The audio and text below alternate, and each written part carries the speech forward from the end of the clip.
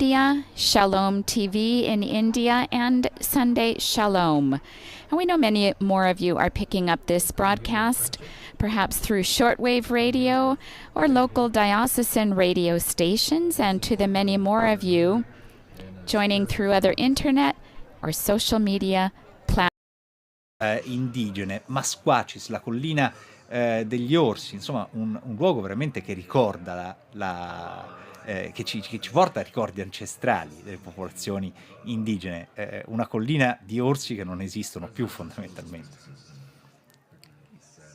Sì. Pronto? Pronto, sì. Sì. Sì, certo. E sono tanti luoghi così, comunque in Canada. La maggior parte della nazione è stata anche costruita su luoghi e su un territorio che aveva una valenza spirituale molto molto profonda per le popolazioni indigene. E molto spesso è questa anche una delle questioni più difficili da superare, proprio come la diversa concezione del territorio, della terra, degli oggetti, delle relazioni tra uomini e ambiente, che è molto diversa per le popolazioni indigene rispetto alle popolazioni europee che hanno occupato il territorio successivamente. E anche un rispetto, un bilanciamento con la natura che veramente per le popolazioni europee era molto difficile da comprendere. Ecco, professoressa, lei ha evocato proprio uno degli, secondo me, degli elementi importantissimi di questo incontro in relazione a quella che è la realtà del Canada. E parlavamo nella trasmissione che ha preceduto questa radiocronaca anche con Don Michael Pace, il rapporto con l'ambiente, l'importanza della dimensione del creato per le popolazioni indigene, ma in realtà anche per tutta la nazione canadese. Sì, certo. E questa è proprio una delle cose che forse le popolazioni indigene hanno cercato di insegnare ai francesi e agli inglesi che arrivavano sul loro territorio, ma che sono state molto ignorate dai settler, che avevano sempre più bisogno di territorio per stabilirsi, da coltivare, per far girare l'economia, eccetera. Ma come stavo evocando prima, uno dei trattati, per esempio, che ha pacificato una grossa regione del Quebec e dell'Ontario, che si chiamava il piatto con un cucchiaio, Dish with one spoon. Ed era proprio questa idea che c'è un piatto, un cucchiaio solo da cui tutti devono mangiare, quindi bisogna che questo cucchiaio sia passato di mano in mano e che tutti mangino quello che è sufficiente senza esagerare. E questo concetto del fatto che la terra bisogna in qualche modo coesistere su questa terra e rispettare quello che la terra può dare a ciascuno senza esagerare è un concetto che forse se tutte le popolazioni e le culture avessero accettato o metabolizzato meglio, forse non ci troveremmo in questa crisi ambientale del giorno d'oggi. Abbiamo perso in passato, forse da un punto di vista culturale, un'occasione, però questa memoria del passato può essere, secondo lei, un nuovo punto d'incontro? Può favorire la riconciliazione? Sicuramente. E certamente le popolazioni indigene hanno dato comunque segnali importanti di volontà e accettazione, cioè se uno pensa anche proprio alla violenza del passato, volendo quest'idea della riconciliazione richiede una grossa statura morale che i leader delle popolazioni indigene stanno dimostrando, proprio cercando di trovare una via per procedere in maniera più armoniosa anche nel futuro. Prima con Don Michael Pace affrontavamo proprio il problema della questione, la questione da un punto di vista culturale, no? Questa grande ricchezza che è sempre difficile da definire. Poi abbiamo detto, questa è proprio una questione da antropologo, no? Don Michael, la riassume lei? Che non lo sono. No, ma se posso contribuire un pensiero qui, no? Sì. Parlando della terra, la natura, cultura, spiritualità, è interessante per me che il 1° aprile, nei suoi commenti, il Papa ha accennato anche all'importanza delle generazioni, i nonni, le nonne, genitori, figli. Non è a caso che questa visita in Canada a queste date, attorno alla festa di Sant'Anna, mamma di Maria, e c'è la grandissima festa annuale, un pellegrinaggio spirituale da questa gente indigena.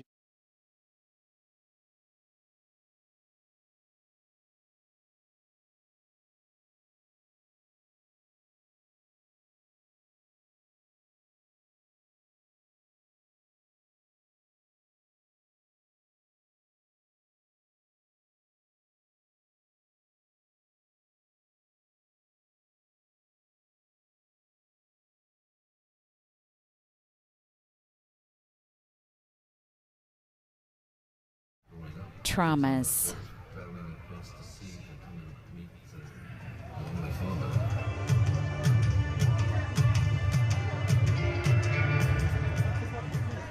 So our Holy Father coming to Canada in a very different spirit than he generally visits a country.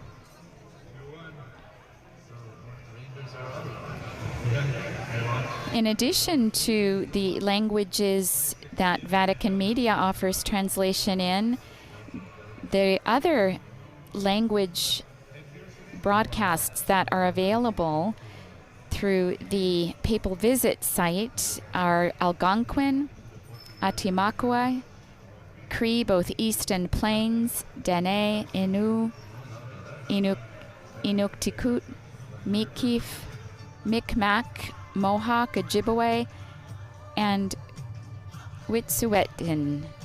And all of those transmissions can be found at the site papalvisit.ca/watch.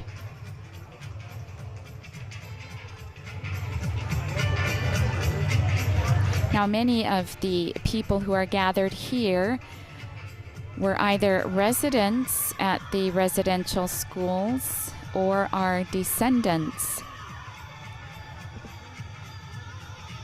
of residential school survivors.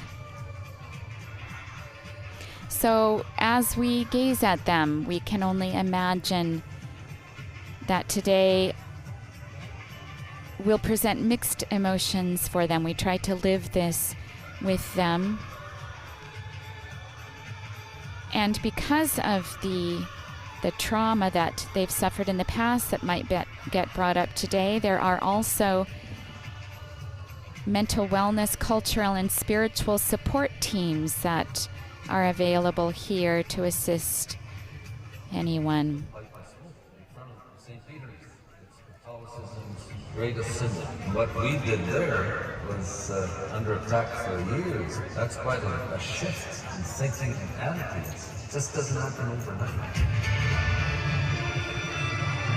There will be about 2,000 people here. Most of them are survivors, but there are also elders, knowledge keepers, and those who are accompanying them who are seated inside this circle, which is called an arbor, which can seat about 4,000 guests.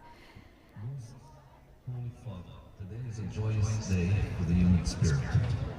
It is a momentous day for our people and for our country, Canada. While the past must never be forgotten, our destiny lies in building a future with enduring foundations, the cornerstone of which must be forgiveness. Our elders teach us that we have choices in life. We can build up or we can tear down. We can forgive with generosity of spirit, or we can seek sustenance from bitterness and vengeance. This day testifies to nothing less than the achievement of the impossible. We see images being shown on the screen. One of them was the meeting that took place with Pope Benedict in 2009. A delegation also went at that point to as a part of this journey, this walking together that we're hearing about, to get to the truth of what happened, but also to move toward reconciliation with the descendants of those also in the Catholic Church who perpetrated such violence on these people. Now, Masquachese is a Cree word. It means bare hills. This is the traditional name of this territory that was changed at a certain point to Hobbema. It was changed back into its original Cree name. And there are 4 nations that live within Masquachese, and these include the Lewis Bull, Montana, Samson, and Ermineskin nations. We did see the Holy Father's car arrive. This, what we're witnessing now, is part of a pre-program. It's about 10 o'clock right now, local time. And those participating here in this pre-program event have been listening to speakers. They've been hearing people talk about the Truth and Reconciliation Commission report. They've been hearing about the work of the National Center for Truth and Reconciliation, which actually just completed a search in the archives of the Oblates of Mary Immaculate, who was one of the communities that, as far as the Catholic Church is concerned, ran most of the schools, but are now quite heavily involved in the healing process. They've also heard about a memorial banner project. This is a large banner that right now includes the names of about 4,000 children. They're documented from the National Student Memorial Register. And these names represent students of these residential schools across Canada that either died or who never returned home.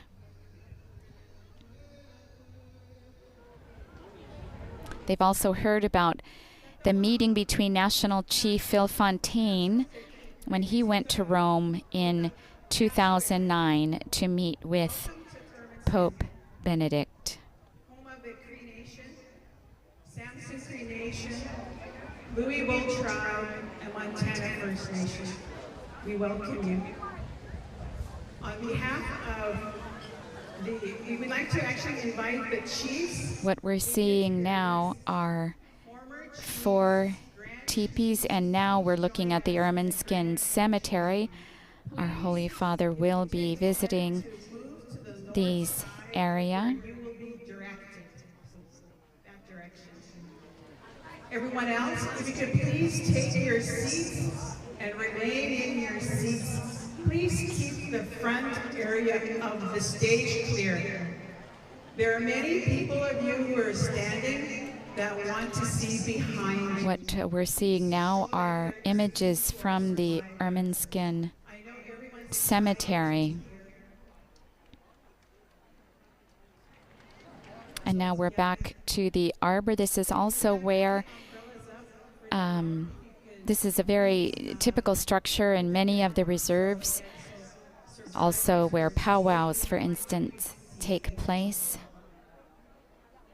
The circular structure is highly symbolic and, of course, highly relevant also to Indigenous peoples, a sign of everlasting life, as it is also for us, a symbol of their unity with creation and the entire universe. And our Holy Father eventually will be entering into this structure. Here we see a mental health support worker. So we see they must be throughout the crowd for anyone who may need particular help during this particularly poignant. Here we see, again in the cemetery, we see moccasins, baby moccasins, on a cross here marking a grave.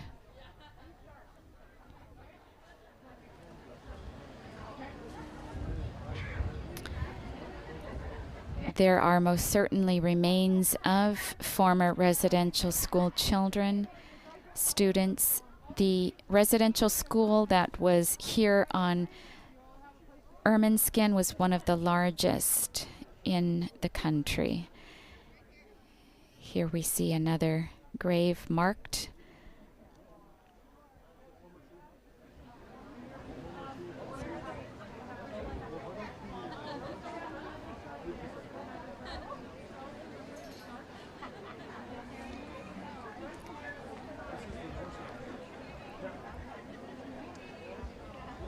Now, yesterday, our Holy Father flew from Rome to Edmonton. It was a direct flight. There were about 120 people on the flight, about 75 members of Vatican-accredited media personnel who are covering this journey, and about 35 members of the papal staff, medical people providing medical as well as security, as well as his entourage, the Cardinal Secretary of State, Cardinal Pietro Parolin, as well as the substitute, Cardinal Peñapara, Archbishop Peñapara. 2 Canadian cardinals also formed part of this entourage from Rome. Cardinal Marc-Armand Olay, who is currently the prefect of the dicastery for bishops, and Cardinal Michael Cherny, who is the prefect for the dicastery for integral human development.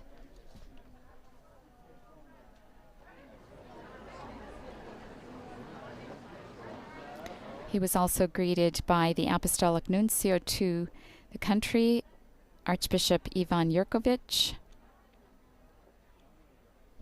as well as by members of the Canadian government, both provincial and national. Our Holy Father has been using a wheelchair, but he was able to make his customary greeting in the aisles, walking up and down the aisles in the plane.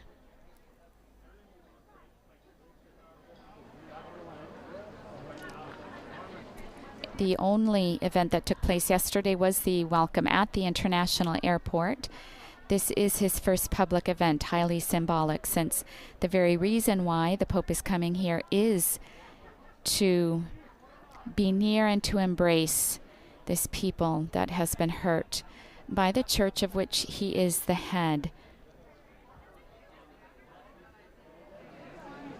This is the 4th papal visit of a pope to Canada. St. John Paul II made 3 trips to Canada. His first was a 12-day trip in 1984. He was supposed to make a visit to Fort Simpson during that trip, but he wasn't able to land there due to bad weather. So at the end of his apostolic journey to the United States in 1987, Pope John Paul II made good on his promise and visited Fort Simpson. And the last time he visited Canada was in 2002 when he went to Toronto for World Youth Day.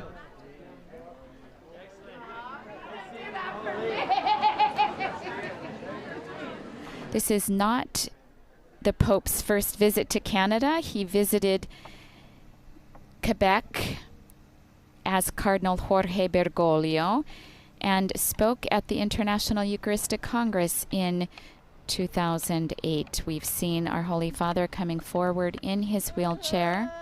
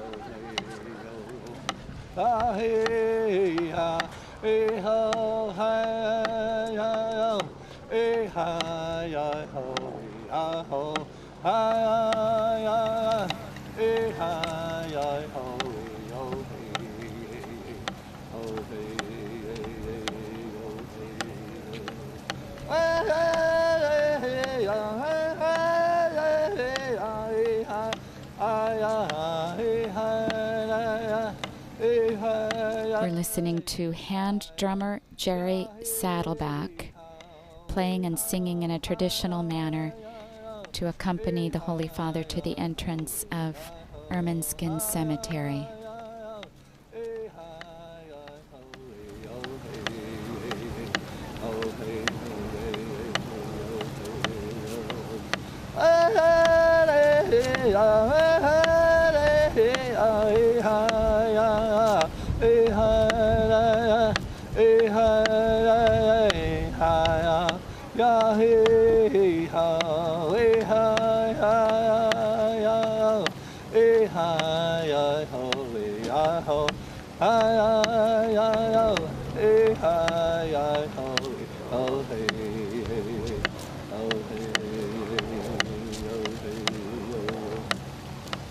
For those listening through the radio, our Holy Father covering his eyes with his hand.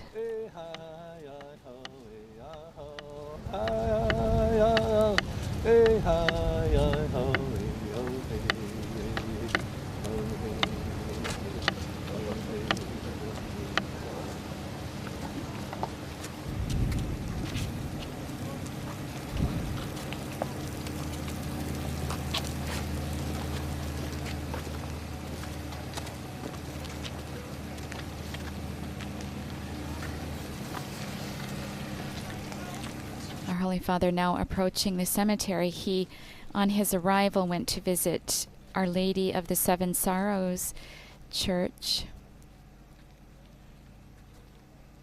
where he was greeted by the pastor of the community, an Indigenous priest, Father Gary Laboucaine, and the immediate previous pastor, Father Roger Rollo. They were then met by a small delegation of elders and local parishioners who welcomed him, gave him a traditional welcome to their territory. Our Holy Father now entering this cemetery.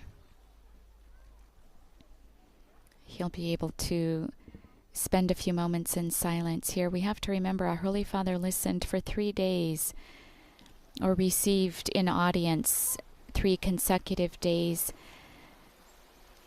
delegation from the Assembly of First Nations, the Métis and Inuit peoples of Canada, in which he heard firsthand their experiences, what they themselves experienced while attending residential schools run by Catholic members of the Catholic Church in their religious congregations. We join ourselves now in prayer with the Holy Father in an attitude of penance. We pray for all those who are buried here, some of them perhaps frequented these residential schools.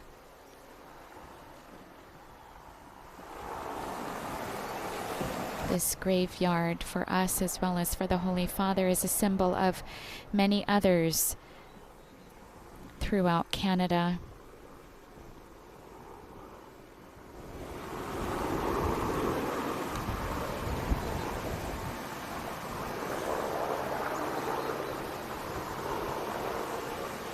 The graves marked by traditional Indigenous art.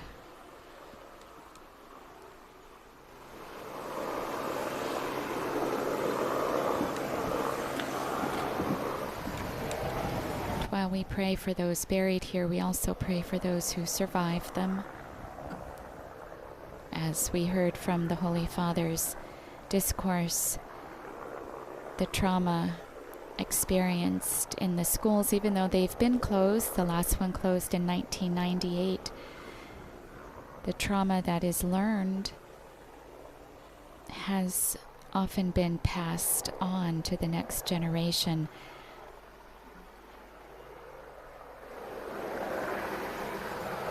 And will take generations to be able to heal.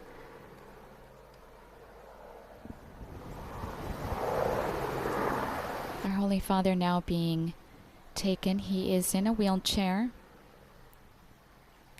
Now will be taken to the site of the first building that once stood here.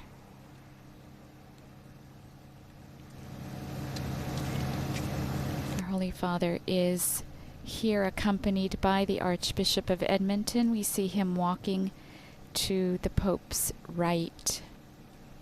Richard William Smith, who is the main organizer of this trip as well.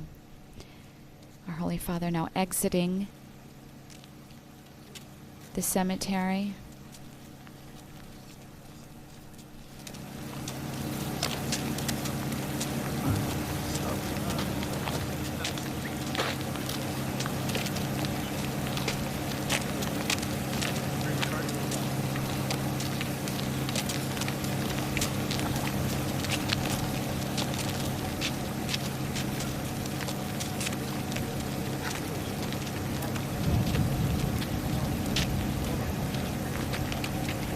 As I said previously, this is the first event, which is unusual. Generally, the Holy Father on his first day meets with civil authorities and members of the diplomatic corps, but instead he is meeting with survivors of the residential schools, which for more than a century aimed at assimilating Indigenous school children into the prevailing Eurocentric culture. Of course, the government at a certain point mandated this, and many of them, about 60% of the schools, were entrusted to various institutions of the Catholic Church who were operating in the educational field.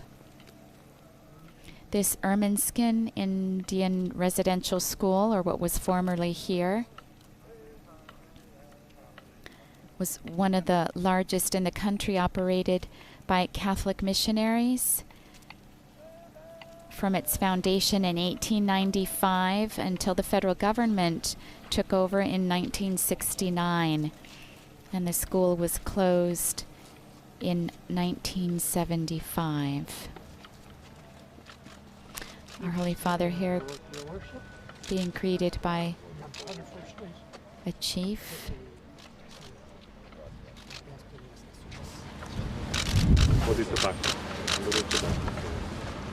Thank you, Chief. Chief President Hall.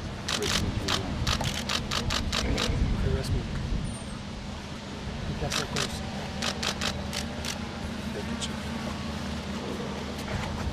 Hope you have the holy welcome to our territory. Chief Vernon Saddleback, Samson Cree Nation. Su Santidad, bienvenido a nuestro territorio. Our Holy Father also being assisted by a translator as each of the chiefs introduces themselves and welcomes the Holy Father. Su Santidad, bienvenido a Ermineskin. Este es mi precinto.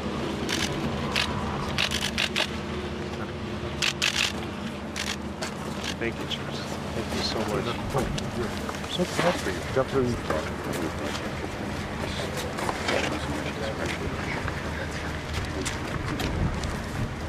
The actual site where the Ermine residential school stood is here where we see the teepees. These 5 teepees, 4 of them represent each of the nations that occupies this territory here, the Louis Bull, Samson, Montana, and Ermineskin nations. And a 5th teepee marks what used to be the entrance to the school.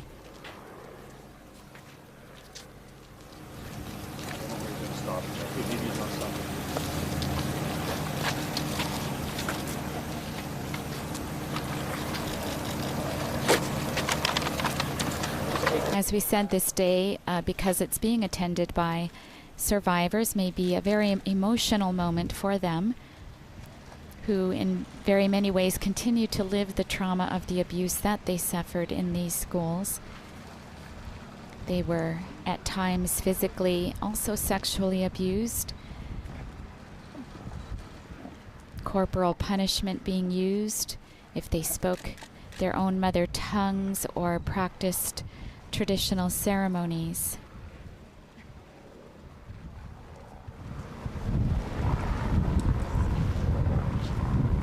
The delegation that met with Pope Francis in Rome asked him to come. They did receive an apology then, but asked him to come and make it here in their own territory. It's very important for them that this be done at home.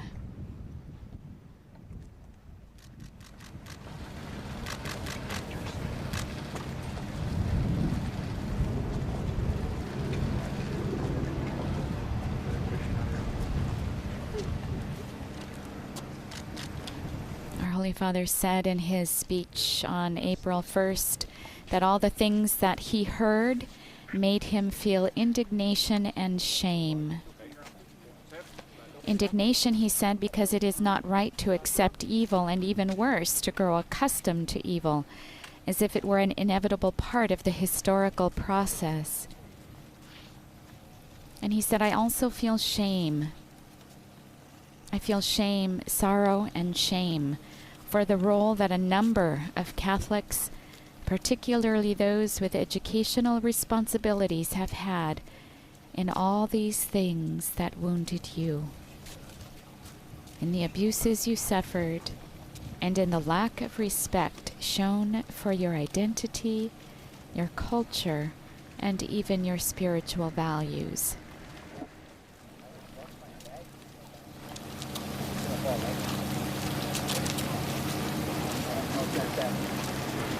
Our Holy Father in his wheelchair, riding in silence, flanked by the 4 chiefs of the 4 nations that live here in the surrounding area.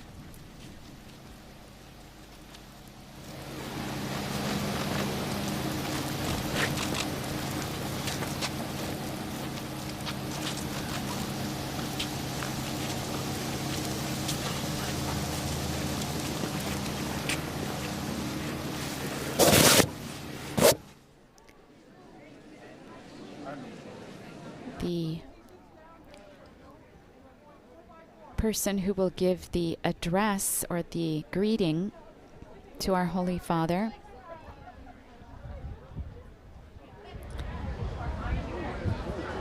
is a former chief himself, Wilton Littlechild, a survivor of the Ermine Residential School, who then became a lawyer and has been advocating for the rights of Indigenous peoples, even at the United Nations with the Declaration on the Rights of Indigenous Peoples.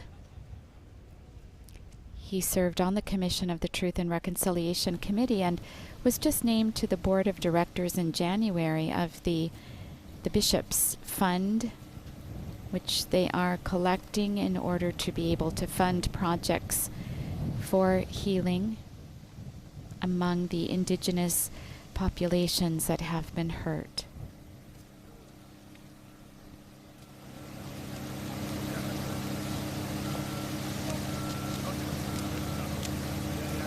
Those who have been already seated in the arbor, the ring that we saw earlier, have been able to watch our Holy Father's movements through large screens.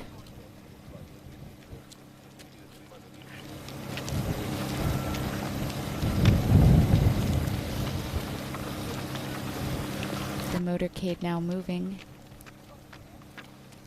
toward the arbor. We see it just off to the right of our screens.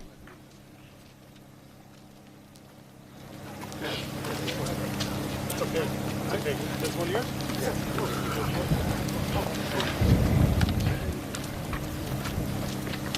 When our Holy Father enters, he will be coming in through the south entrance. Directions are very, very important to the Indigenous cultures. And once he himself is seated on the stage, we will also witness with him the entrance of, or the grand entry of the chiefs is what it's called.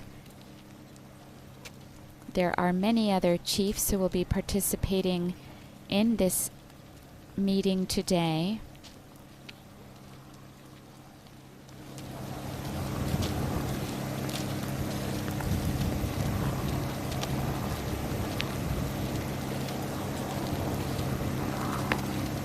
There are also many members of Canadian government here as well, senators and elected members of parliament. The Minister of Indigenous Services should also be in attendance, as well as the Minister of Crown Indigenous Relations.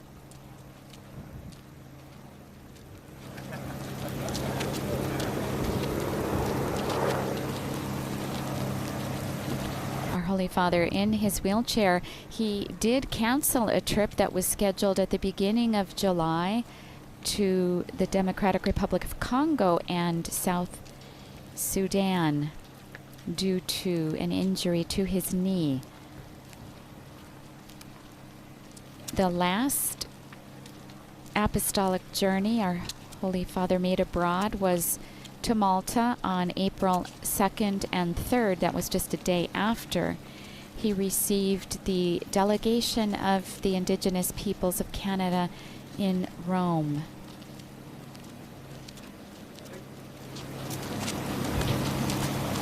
Pope Francis remembered the World Day for Grandparents and the Elderly yesterday on his flight from Rome.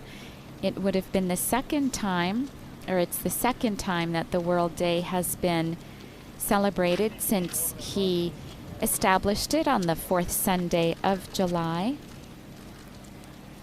And he said on the plane, just before reciting the Angelus, he said, "Today we need to go back to grandparents." I would say so as a leitmotif, in the sense that young people must have contact with their grandparents, going back to them, going back to their roots, not to stay there. No, but to take them forward like the tree which takes strength from the roots and carries it forward in the flowers and in the fruit. He emphasized how grandparents are responsible for the blossoming and maturing future generations, and they need to be respected. He also said, "I would also like to remember as a religious the old men and women religious, the grandparents of consecrated life." He said, "Please do not hide them. They are the wisdom of a religious family." And that the new men and women religious, the novices, we have to have contact with them so that they will give us the experience of life that will help us to move forward.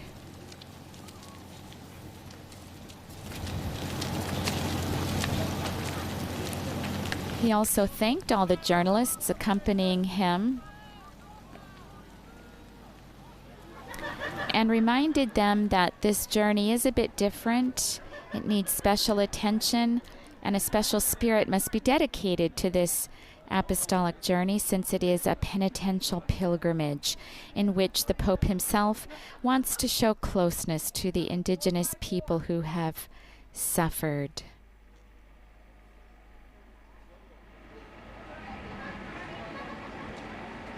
We now see the four chiefs who were accompanying the Holy Father just through the opening there in the back.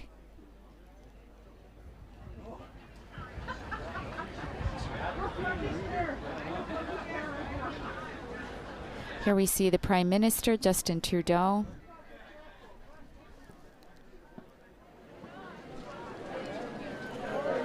And the chief we see in front of us, George Arcand, the Grand Chief of the Confederacy of Treaty 6 First Nations.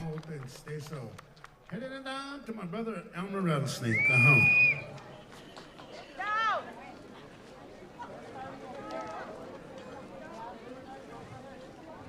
We'll have the Holiness just get comfortable up there.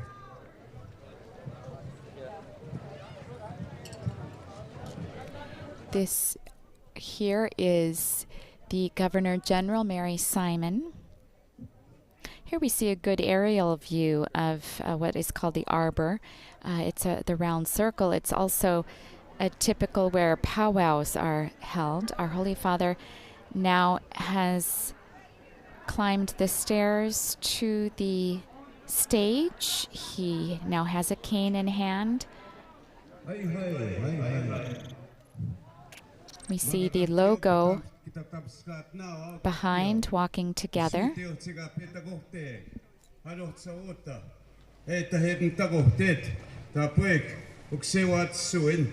Ego kichi, I'm here we know. Exe, Nigano Tahago Stigoski, Ewi Matue Ho, Kixke Tena no, Kia no Tansis Mamata, Sotego Stigoski, Exe Tangamuagoge, Pungamuino, Kaha, Exama, Kangamunao.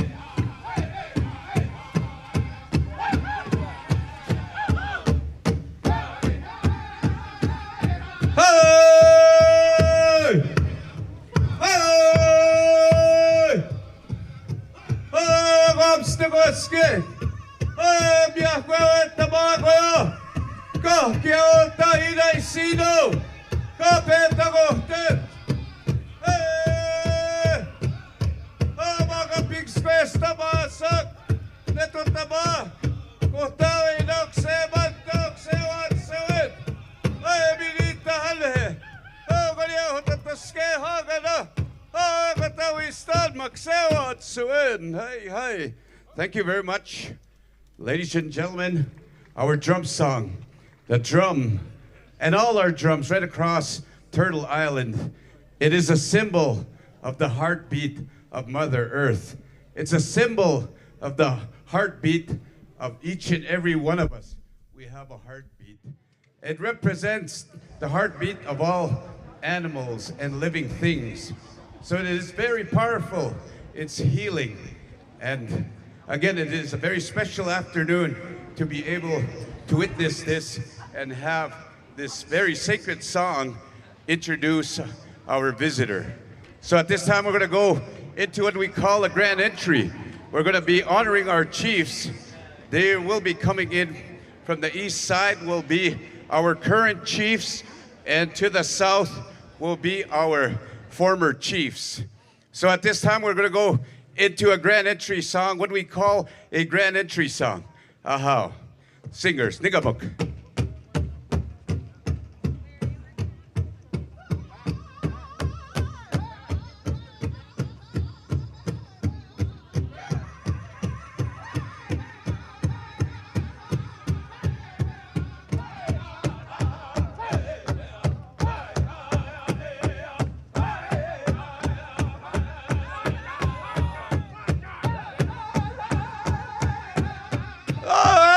Hiya.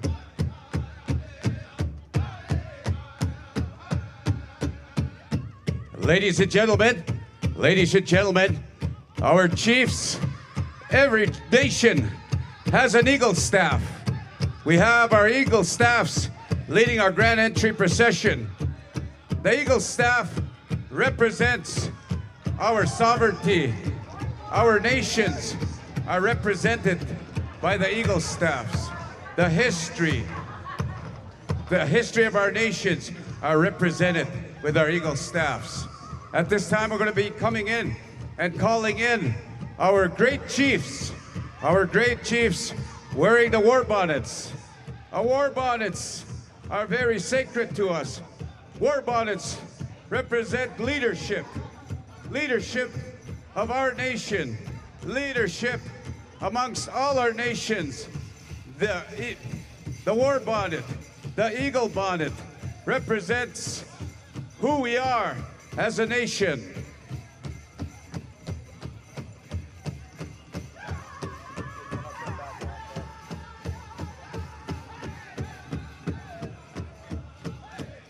So right here we got our Four Nations chiefs coming in at this time. Again, welcome to Musqueam. Are these guys to the right though? We have our four chiefs, our Four Nations chiefs, and also our Grand Chief, Dr. Wilton Littlechild.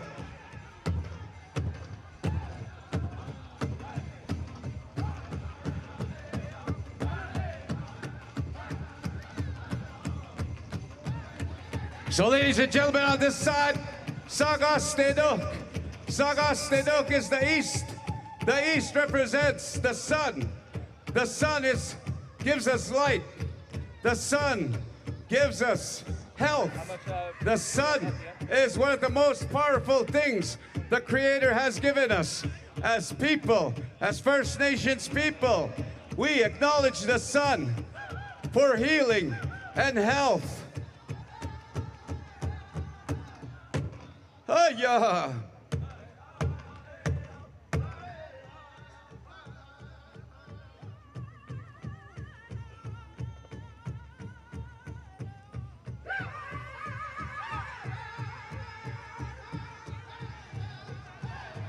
So right now we have our former chiefs. We also have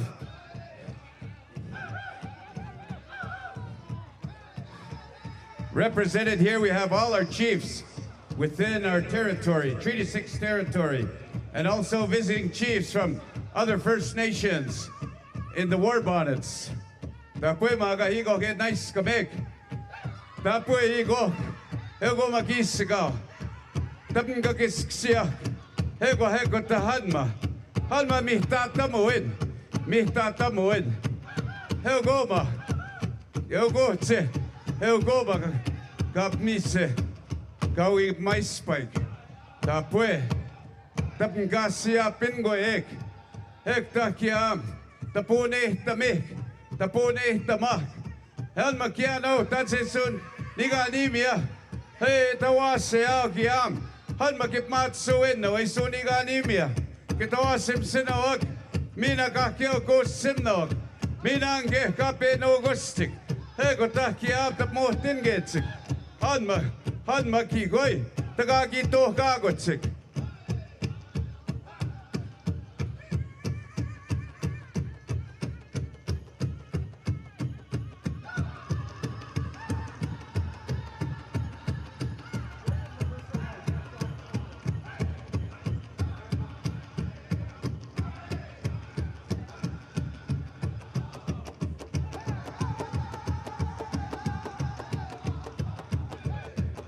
Hey! Hey! Penatavok matsuin! Penatavok! Hanma! Hey, tabisikagin to kagwik! Hey, kota huyate wasuin! Piuma tsehuin! Hey, soniganimia! Kakiang! Hanma! Kainay siniwya! Kiang tapone taba! Kiam ego, mesos digaras kamga. Heo kiam, takat staulena no. Hey, wetna kaya win. Trebaga tibagna goya kota ilok sebanto. Hanmok sewat suen.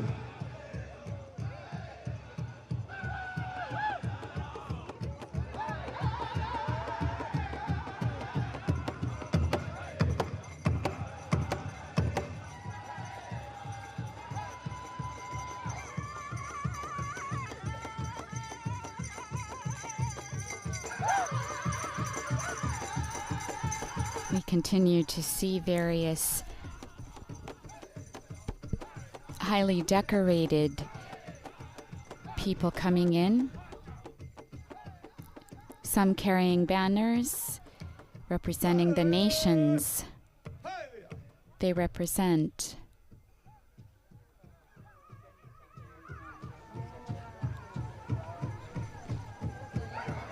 And here we see banners.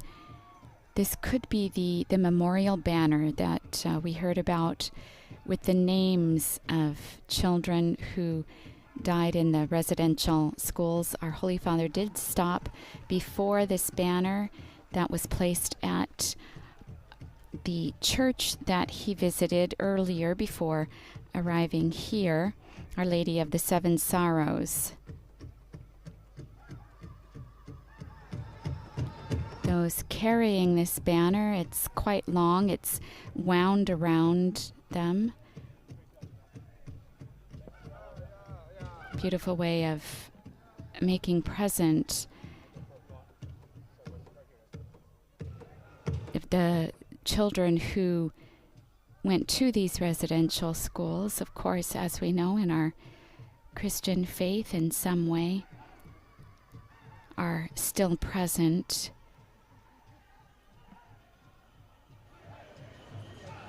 In God, as we remember them here on earth.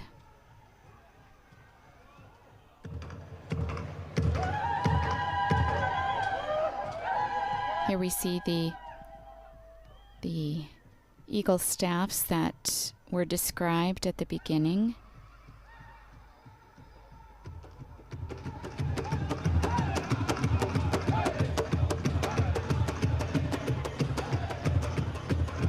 And the drummers continuing to perform the grand entry song.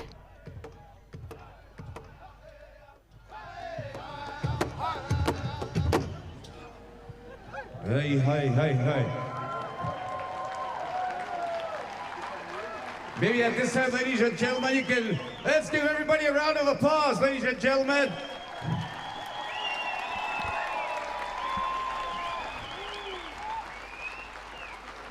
So, ladies and gentlemen, over here, we have our Ogimawak. We also have our eagle staffs. The eagle staffs represent our warriors. We have to defend our territories.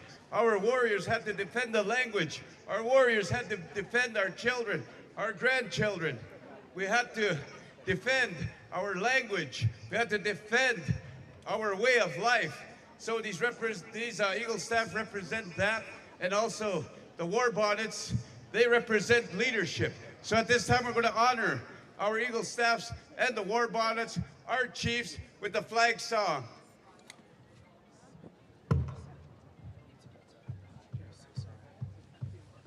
Actually, you know what? Forget this. It doesn't get in the table. Sorry about that. We'll go this way.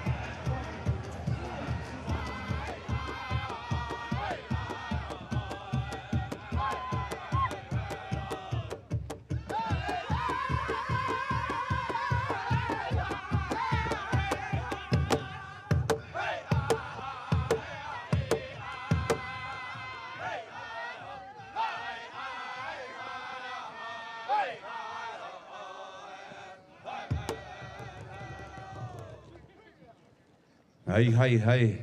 Thank you very much there, singers. I'm going to ask you to sing one more song. Okay, do you have the victory song there, singers? Sing us the victory song as we honor. You know, we've been here since time immemorial, and it's 2022, and we still have our way of life. We still have our languages, and we're going to continue on living our way of life. It's only going to get better. This is what we call our victory song here at this time. Aha, we'll have our eagle staffs, our chiefs. Aha, name them.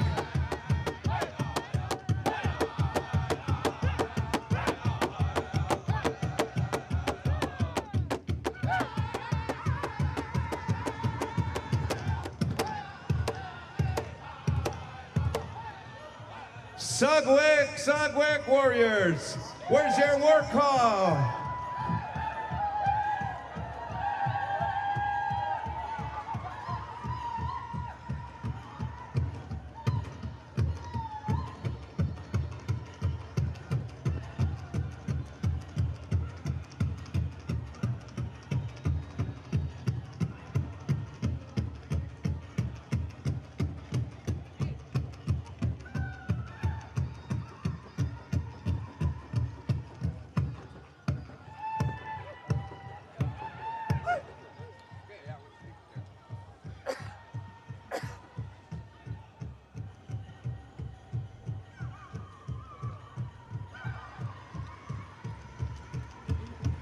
Once again, warriors, let's hear your war call in celebration. Sagawag!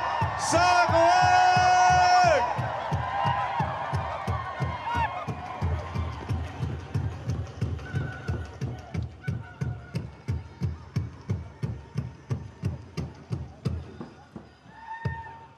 One more time! Sagawag!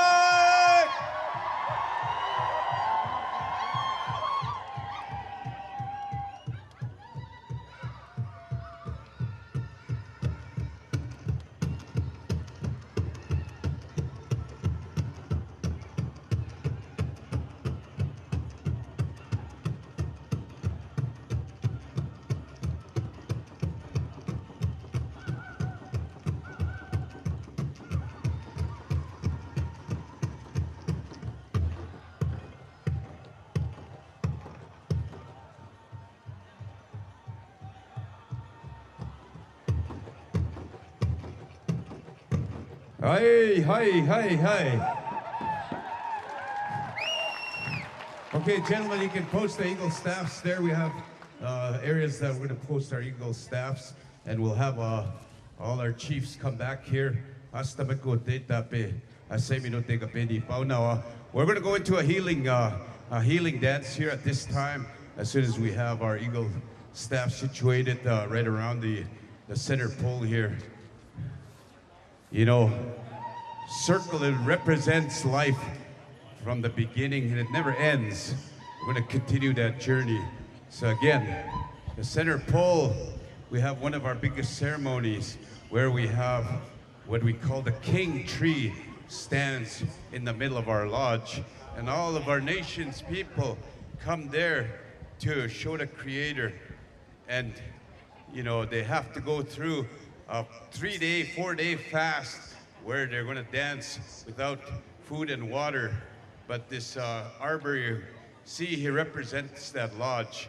And again, gentlemen, you can make your way up to the front. And all the dignitaries, there is seating in front for you all. Astamik, hey, hey.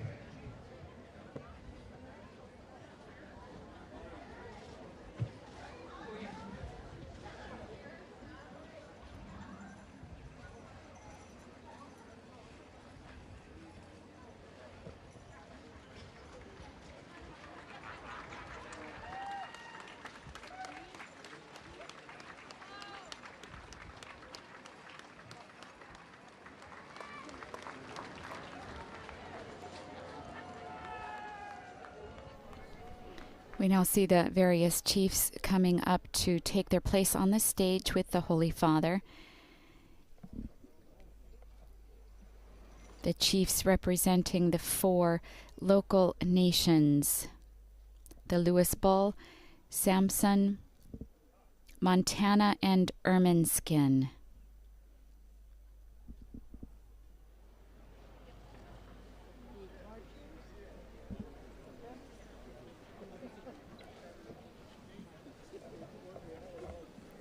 The logo in the back flanking the backdrop behind us.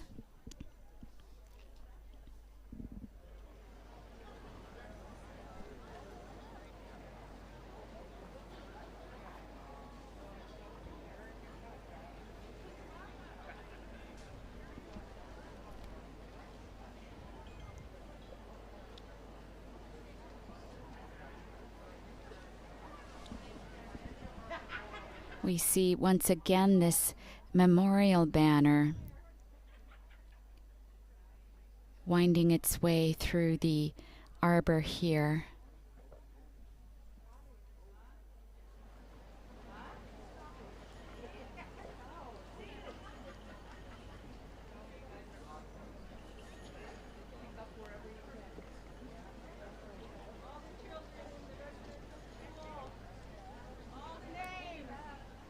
And someone is shouting, all the children, all the names who attended our residential schools. My mom mattered. So they're bearing this banner throughout those here present, and it winds its way out of one of the exits here.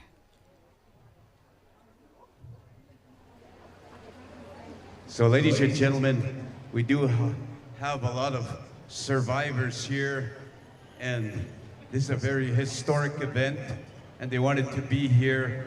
And we're asking everybody if you could just be seated, please, ladies and gentlemen, because people want to watch.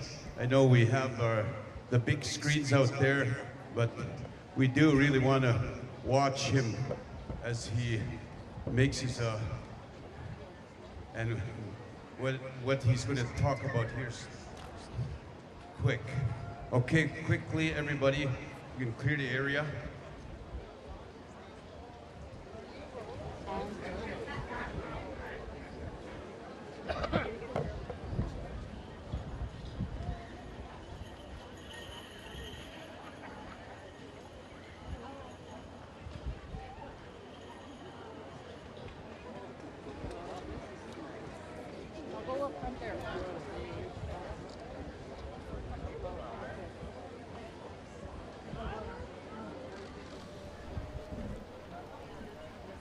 We're seeing some people here sitting on the grass now as people begin to take their seats. Here, warriors, veterans, they're missing their chairs. Is somebody going to help them out?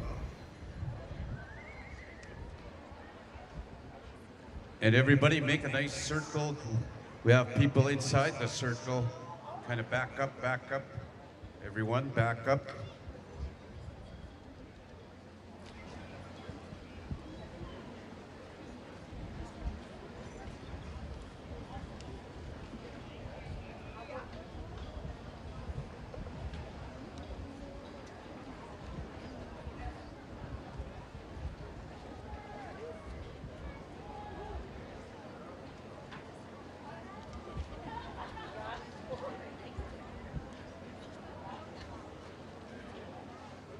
As the camera pans the crowd, we're able to see some of the beadwork that many of these nations are famous for. Here we can see some on the headdresses.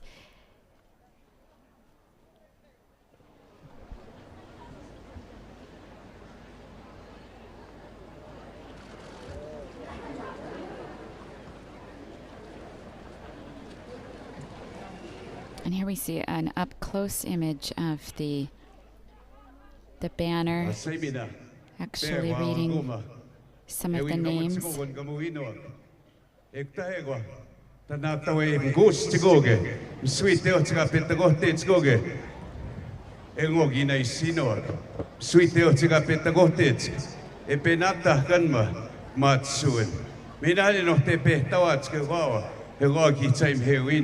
An muk se wat suin kia ta pune tama chik ta pune tama chik eugan mata pue magam sweet teo che ta pue ga pita go te mstahe na nas kumtinan ta pue maga ka kiwe tama suna wa ta kiwe tama suna wa ma mo se skiu mat suin ekta kiam ka kio tipa hoani go ka mohtin ge teo chiga pe pasigo e teo skotemi e binekta ta toga pena katae go kinakata kanwa kawi giwe tama go wa kan mai ki go e music we chama mo taima se manto se wat suit.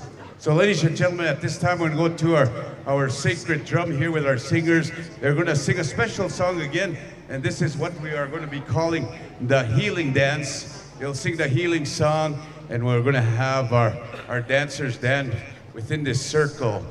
This will be all about healing, and the drum is a big part of the healing. It's the heartbeat of Mother Earth. The drum is life.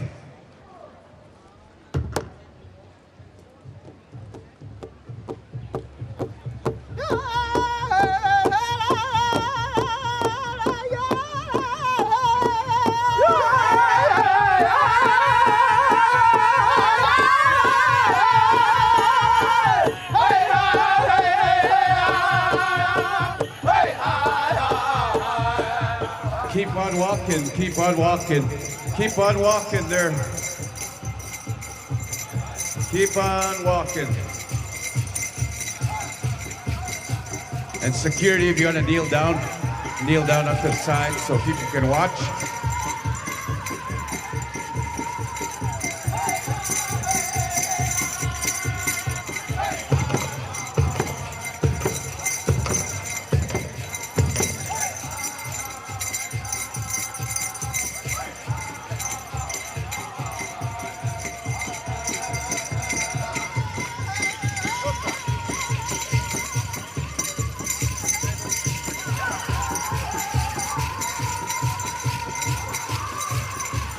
You know, ladies and gentlemen, the number 4 represents the elements, the 4 directions, the 4 stages of life, the four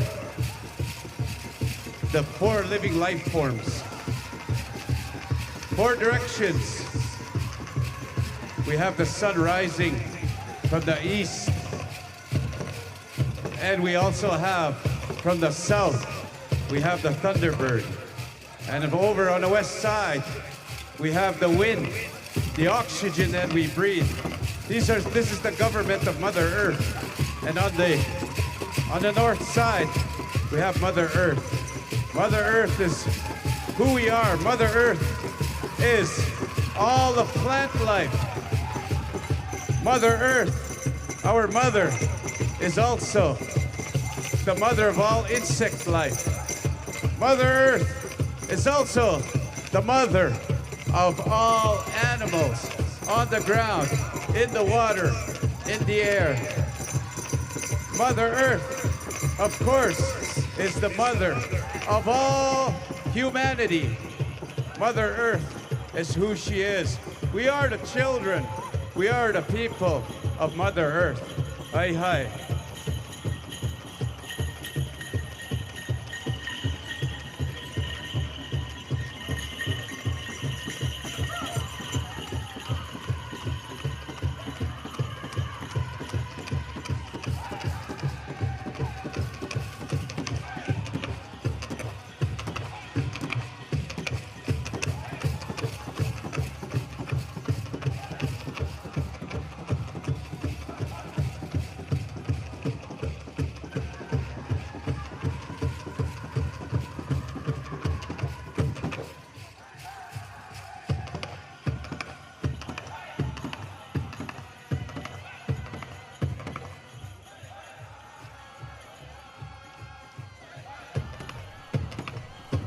For those joining through radio, we see highly decorated, beautifully dressed dancers, some men, some women. Find a place out there, and we're gonna go next in our program here.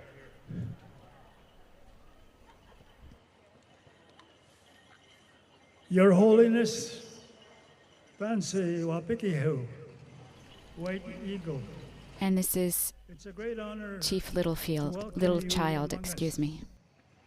You have traveled a long way to be with us on our land and to walk with us on the path of reconciliation. For this, we honor you and extend to you our most heartfelt welcome.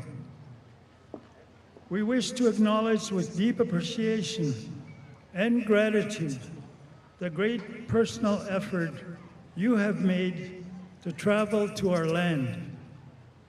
It is a blessing to receive and host you among us.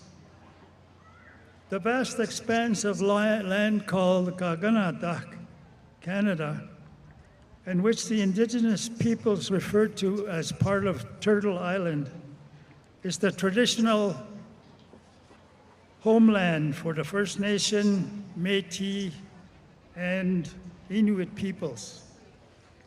Here in Maskwacis, we are on Treaty 6 land, the ancestral territory of the Cree, Dene, Blackfoot, Saulteaux, and Nakota Sioux peoples since time immemorial. My name in Cree is Mahigant Moteo, Wolfwalker, Egwasaugiheo, Golden Eagle. In English, I am known as Wilton Littlechild. I was a student here at the Ermineskin Indian Residential School, which for your visit among us this day represents all the residential schools in our country. Gathered here this morning with the peoples of Musqueam, our residential school survivors, chiefs, leaders, elders, knowledge keepers, and youth from First Nations, Métis, and Inuit communities across our land. We feel particularly honored to welcome as well the Governor General of Canada, Her Excellency Mary Simon, and the Prime Minister, the Right Honorable Justin Trudeau. As a former commissioner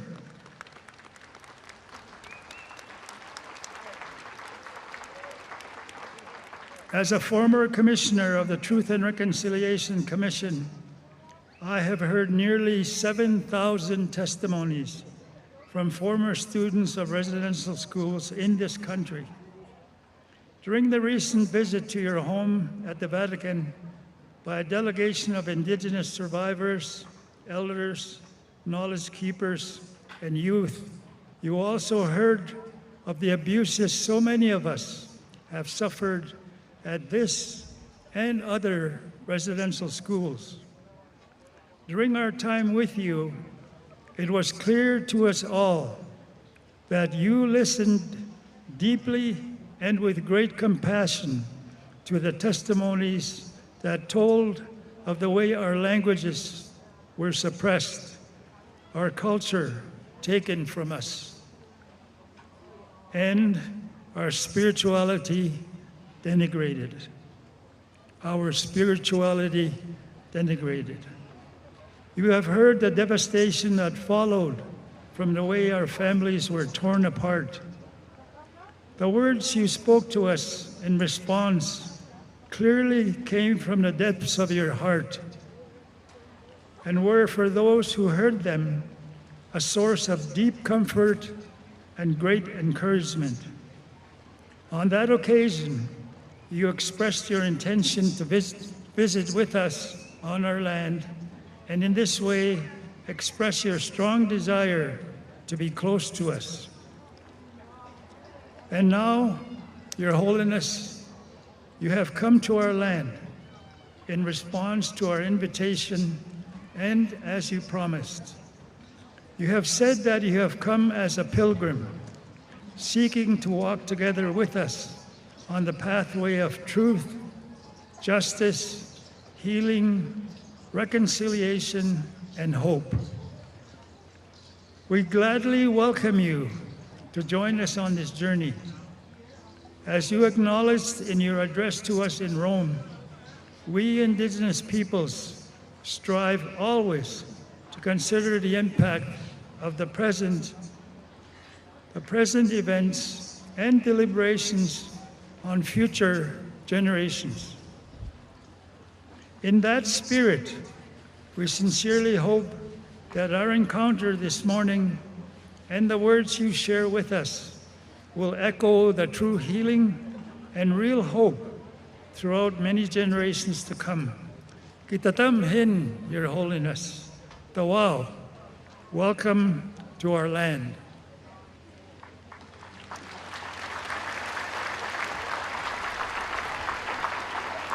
Words of former Grand Chief Wilton Littlechild, former Commissioner of the Truth and Reconciliation Commission, who took part in the delegation of the Assembly of First Nations to Rome at the end of March and the beginning of April earlier this year. And now we prepare to hear the words of Pope Francis himself, long-awaited words, as we heard in response to the invitation that he received to visit the home of the First Nations, the Métis, and Inuit populations living here in Canada.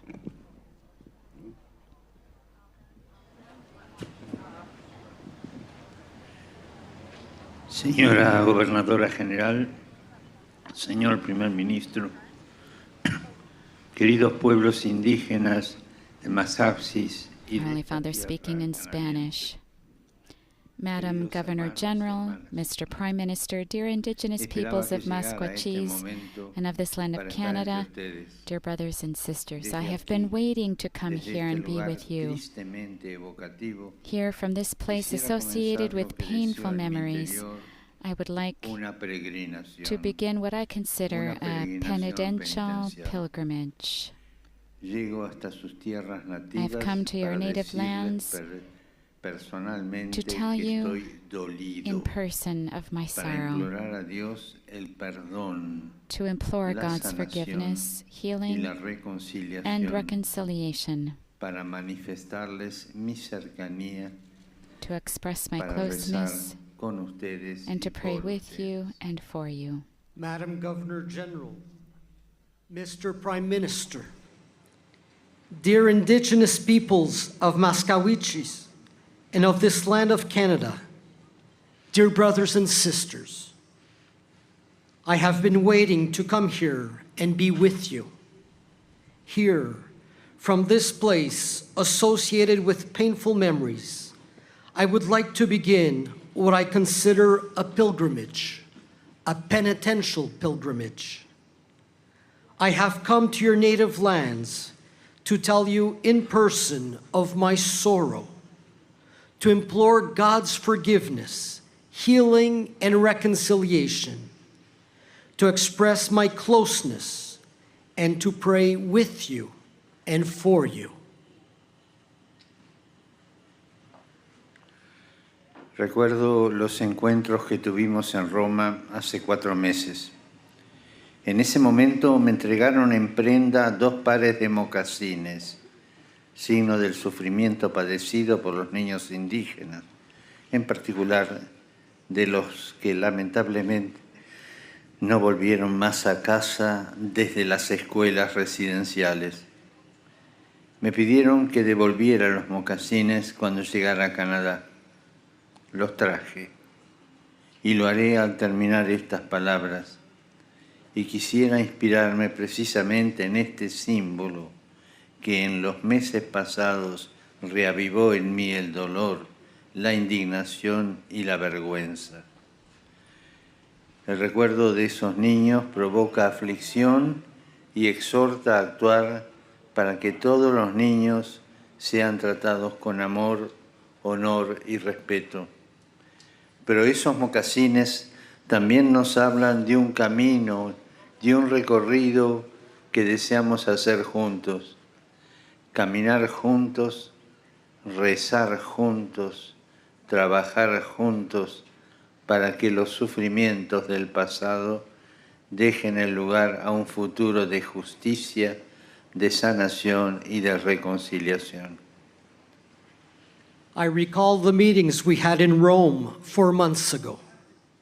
At that time, I was given 2 pairs of moccasins as a sign of the suffering endured by Indigenous children, especially those who unfortunately never came back home from the residential schools.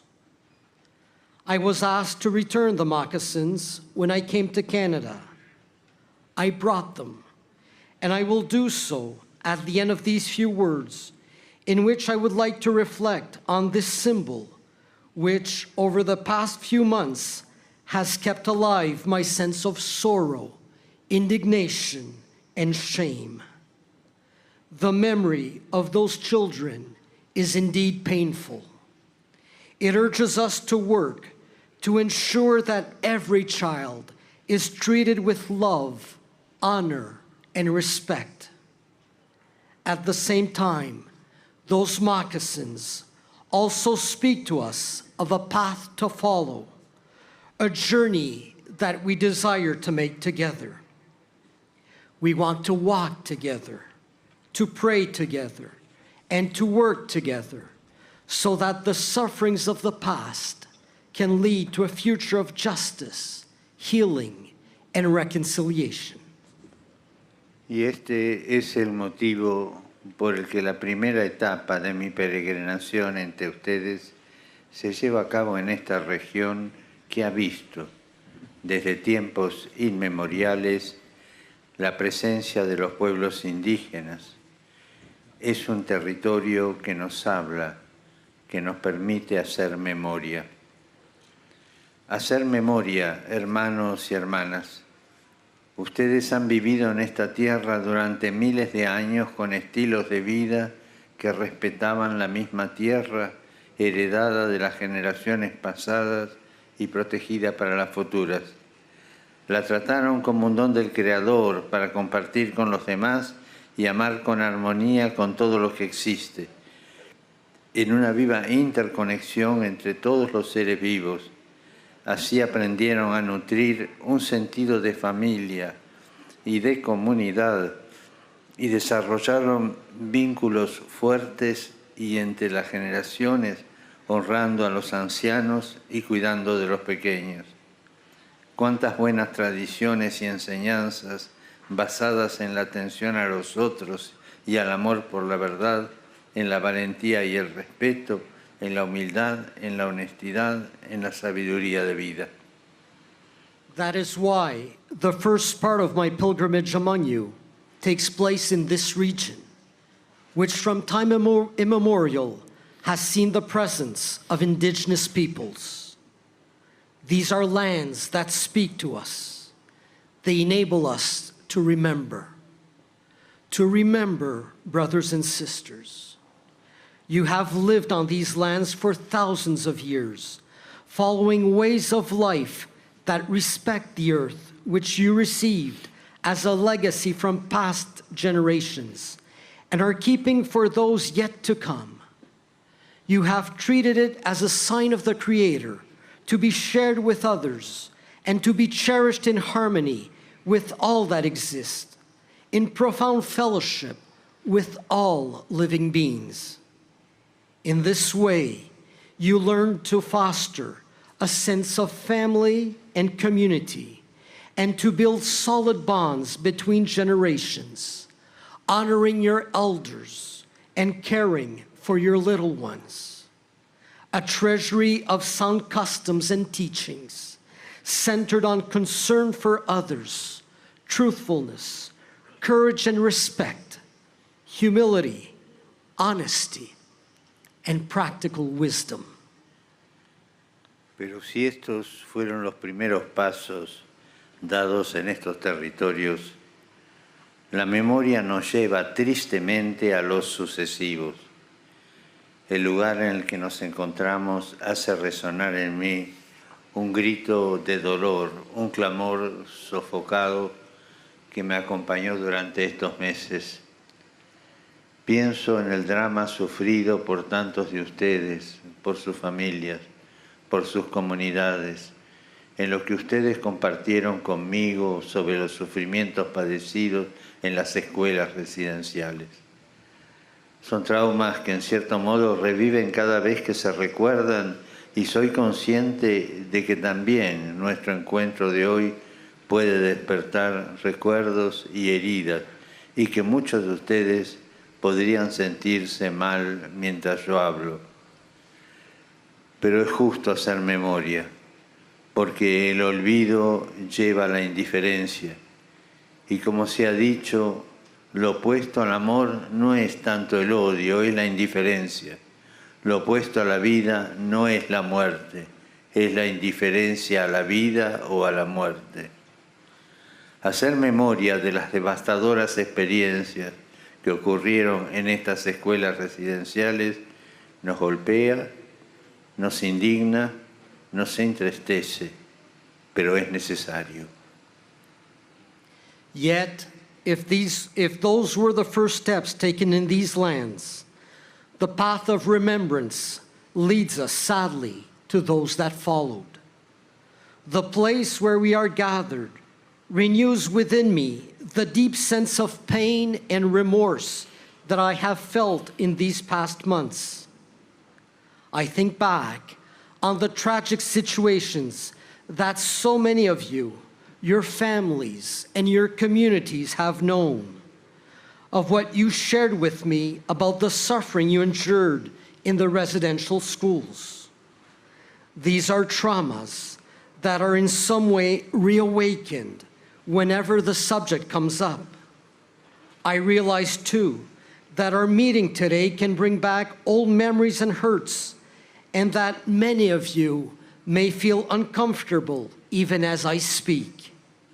Yet, it is right to remember, because forgetfulness leads to indifference. And as has been said, the opposite of love is not hatred, it's indifference. And the opposite of life is not death, it's indifference. To remember the devastating experiences that took place in the residential schools hurts, angers, causes pain, and yet it is necessary. Es necesario recordar cómo las políticas de asimilación y desvinculación, que también incluían el sistema de las escuelas residenciales, fueron nefastas para la gente de estas tierras. Cuando los colonos europeos llegaron aquí por primera vez, hubo una gran oportunidad de desarrollar un encuentro fecundo entre las culturas, las tradiciones y la espiritualidad. Pero en gran parte esto no sucedió. Y me vuelve a la mente lo que ustedes me contaron, de cómo las políticas de asimilación terminaron por marginar sistemáticamente a los pueblos indígenas, de cómo también por medio del sistema de escuelas residenciales sus lenguas, sus culturas fueron denigradas y suprimidas, y de cómo los niños sufrieron abusos físicos y verbales, psicológicos y espirituales, de cómo se los llevaron de sus casas cuando eran chiquitos y de cómo esto marcó de manera indeleble la relación entre padres e hijos, entre abuelos y nietos. It is necessary to remember how the policies of assimilation and enfranchisement, which also included the residential school system, were devastating for the peoples of these lands. When the European colonists first arrived here, there was a great opportunity to bring about a fruitful encounter between cultures, traditions, and forms of spirituality. Yet, for the most part, that did not happen. Again, I think back on the stories you told, how the policies of assimilation ended up systematically marginalizing the indigenous peoples. How also, through the system of residential schools, your languages and cultures were denigrated and suppressed. How children suffered physical, verbal, psychological, and spiritual abuse. How they were taken away from their homes at a young age, and how that indelibly affected relationships between parents and children, grandparents and grandchildren. Les agradezco por haber hecho que todo esto entrara en mi corazón, por haber expresado el peso que llevaban dentro, por haber compartido conmigo esta memoria sangrante. Y hoy estoy aquí en esta tierra que junto a una memoria antigua custodia las cicatrices de heridas todavía abiertas. Me encuentro entre ustedes porque el primer paso de esta peregrinación penitencial es el de renovar mi pedido de perdón y decirles de todo corazón que estoy profundamente dolido. Pido perdón por la manera en la que lamentablemente muchos cristianos adoptaron la mentalidad colonialista de las potencias que oprimieron a los pueblos indígenas. Estoy dolido. Pido perdón en particular por el modo en que muchos miembros de la Iglesia y de las comunidades religiosas cooperaron, también por medio de la indiferencia, en esos proyectos de destrucción cultural y asimilaron forzadas de los gobiernos de la época que finalizaron en el sistema de las escuelas residenciales. I thank you for making me appreciate this, for telling me about the heavy burdens that you still bear, for sharing with me these bitter memories. Today, I am here in this land that, along with its ancient memories, preserves the scars of still open wounds. I am here because the first step of my penitential pilgrimage among you is that of again asking forgiveness, of telling you once more that I am deeply sorry. Sorry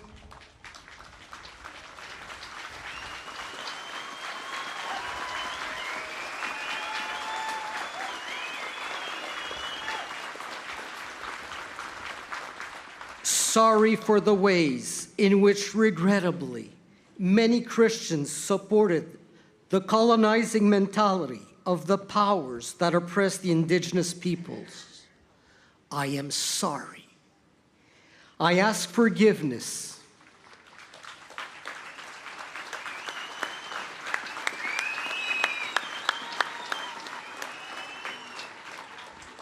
I ask forgiveness, in particular, for the ways in which many members of the church and of religious communities cooperated, not least through their indifference, in projects of cultural destruction and forced assimilation promoted by the governments of that time, which culminated in the system of residential schools.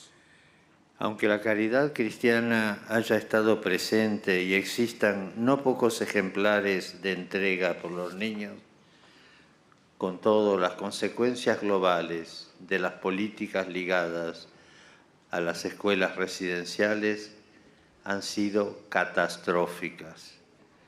Lo que la fe cristiana nos dice es que fue un error devastador, incompatible con el Evangelio de Jesucristo.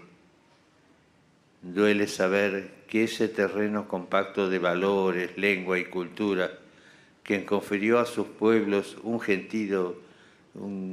sentido genuino de identidad, duele saber que haya sido erosionado y que ustedes siguen pagando los efectos. Frente a este mal que indigna, la Iglesia se arrodilla ante Dios y le implora perdón por los pecados de sus hijos. Quisiera repetir con vergüenza y claridad: pido perdón humildemente por el mal que tantos cristianos cometieron contra los pueblos indígenas. Although Christian charity was not absent, and there were many outstanding instances of devotion and care for children, the overall effects of the policies linked to the residential schools were catastrophic. What our Christian faith tells us is that this was a disastrous error, incompatible with the gospel of Jesus Christ. It is painful to think of how the firm soil of values, language, and culture that made up the authentic identity of your peoples was eroded, and that you have continued to pay the price for this. In the face of this deplorable evil, the Church kneels before God and implores His forgiveness for the sins of her children. I myself wish to reaffirm this with shame and unambiguously. I humbly beg forgiveness for the evil committed by so many Christians against the indigenous peoples. Queridos hermanos y hermanas,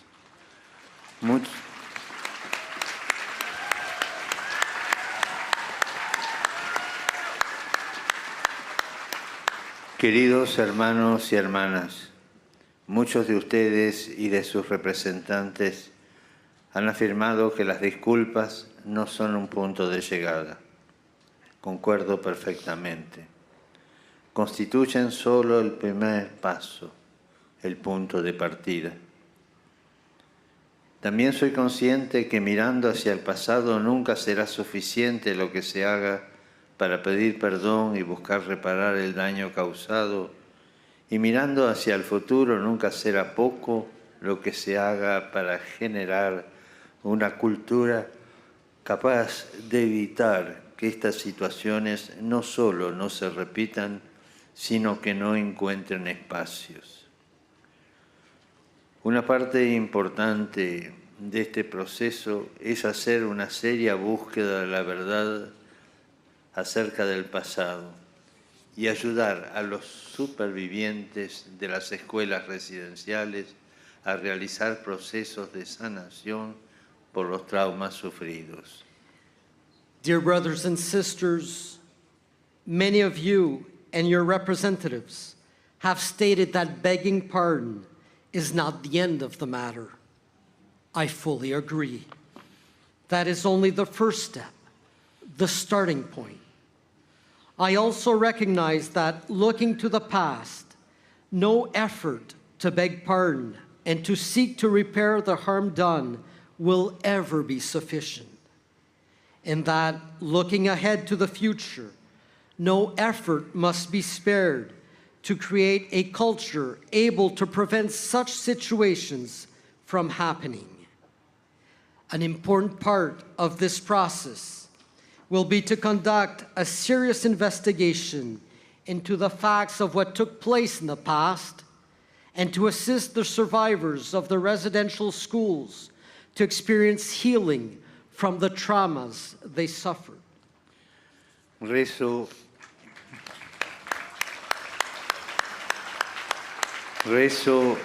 y espero que los cristianos y la sociedad de esta tierra crezcan en la capacidad de acoger y respetar la identidad y la experiencia de los pueblos indígenas.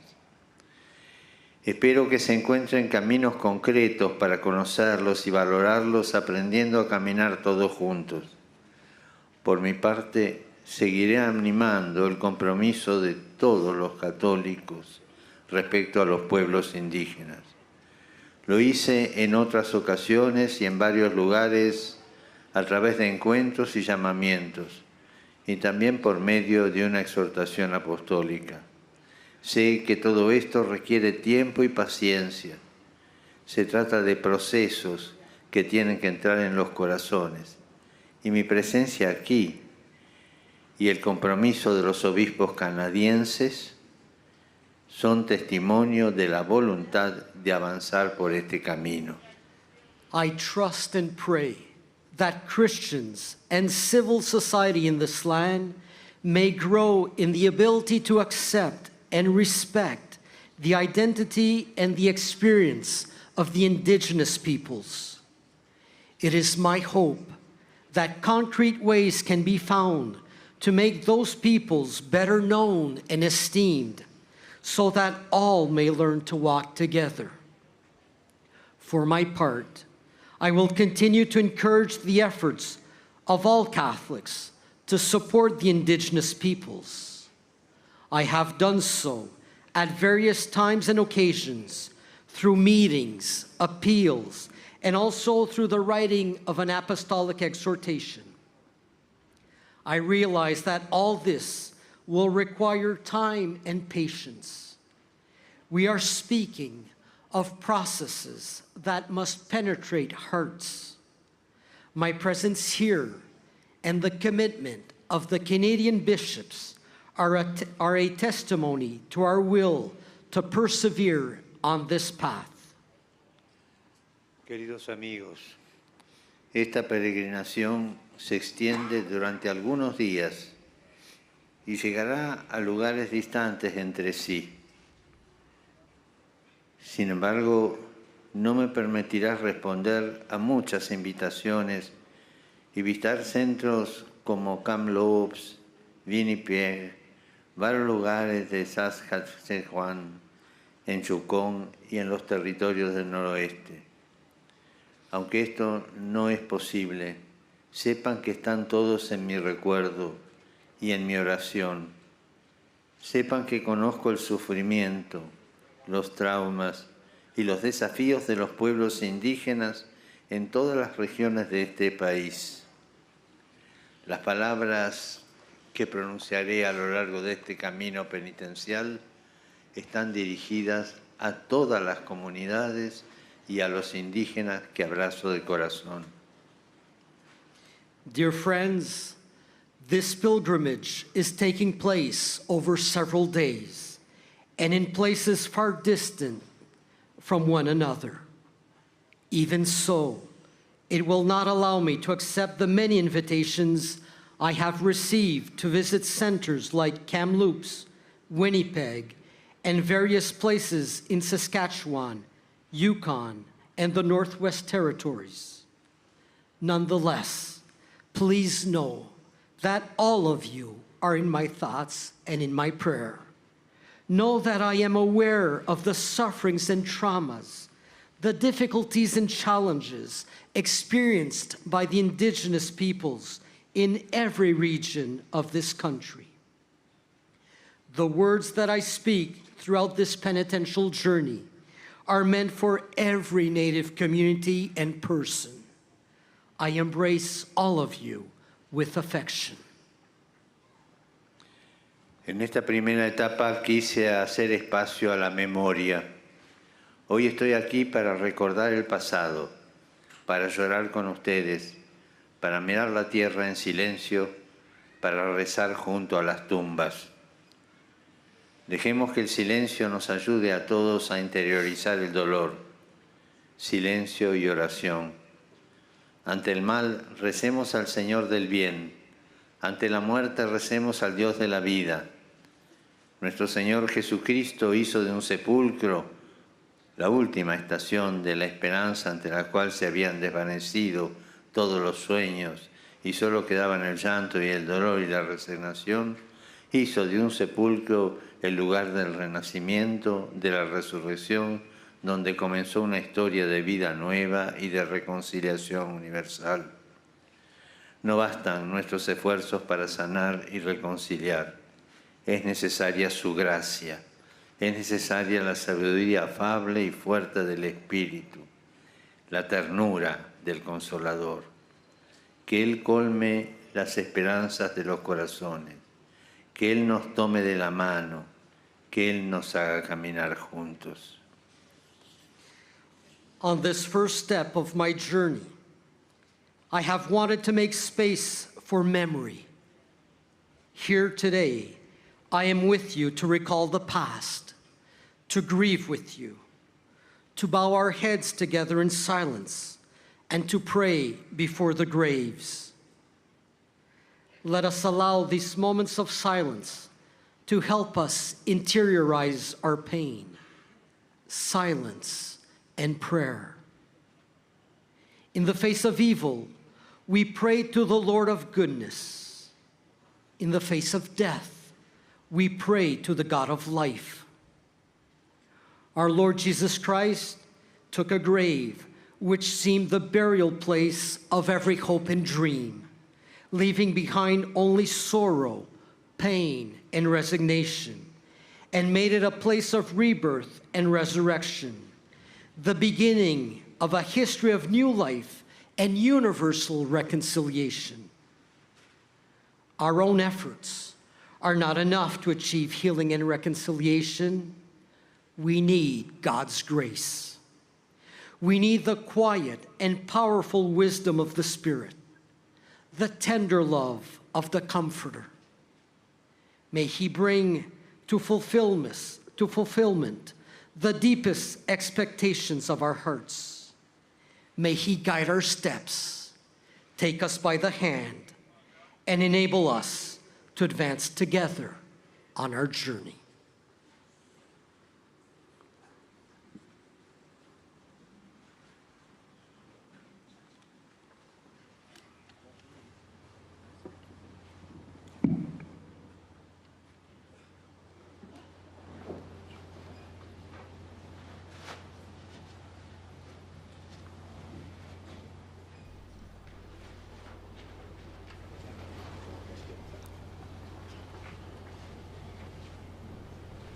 Our Holy Father has concluded his discourse, in which we heard several times his personal apology,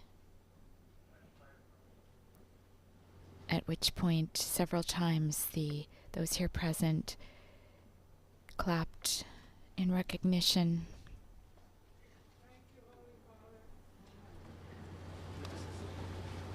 Now we see two women climbing the stairs up to the stage.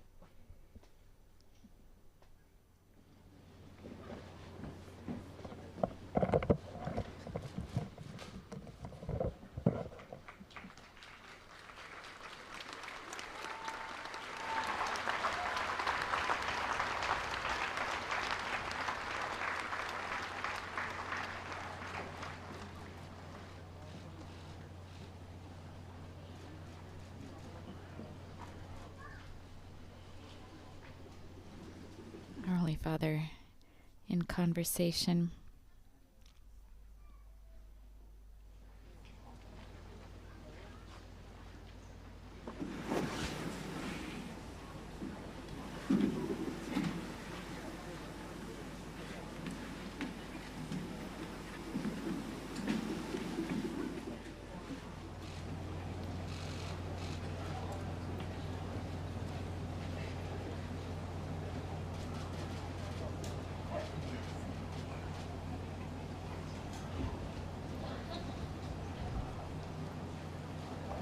As they leave the stage with the gift in hand that they've been given.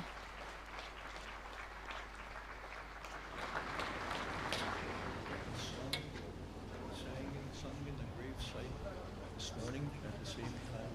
This is a song that was sung at the gravesite this morning at the same time, honoring the person that stood up and was able to come and not only say I'm sorry, but went one step further and provided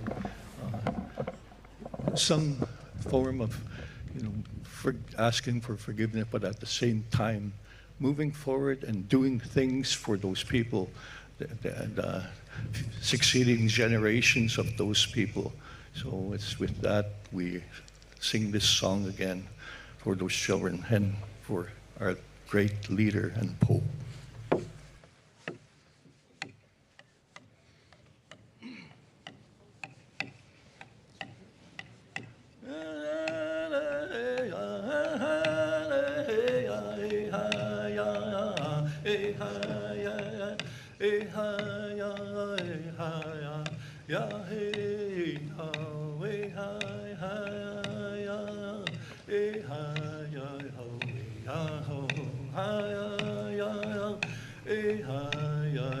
Once again, we hear Jerry Saddleback, traditional Indigenous singer, singing in Cree.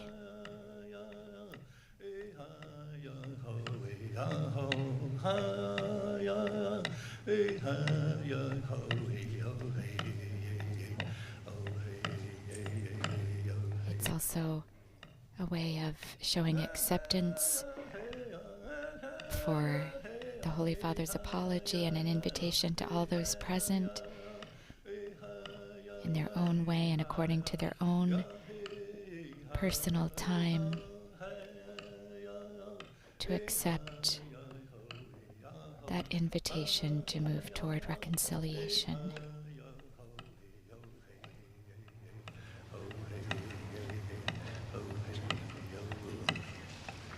And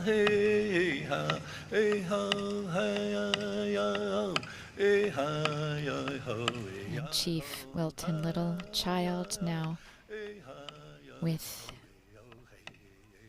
a headdress in hand, speaking with the Holy Father, and now putting the headdress on the Pope.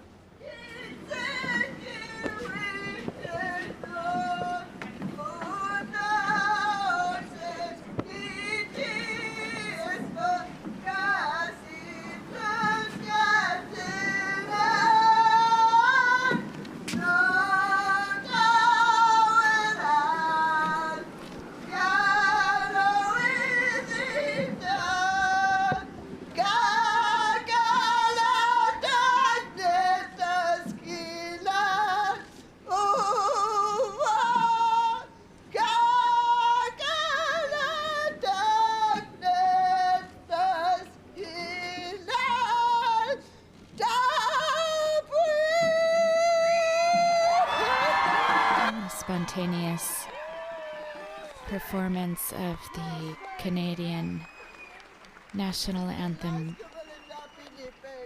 here by one of the participants,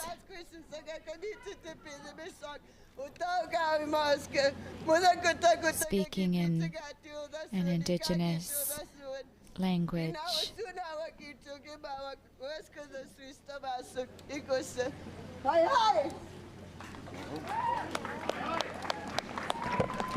And now we have the greeting of various dignitaries and other chiefs here present.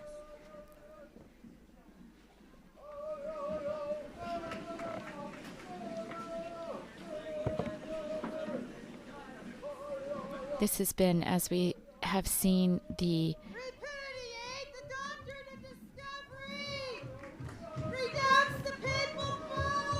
we do hear some crying in the crowds. This has been a very emotional day, as we know, having brought back for many a past that never can be truly left in the past, as we even heard the Holy Father say that there are memories that are present that need healing. But that in acknowledging and not forgetting those memories will help us move forward. This is the first event our Holy Father is taking part in here on his 37th Apostolic journey. He's here in Canada visiting Masquachis.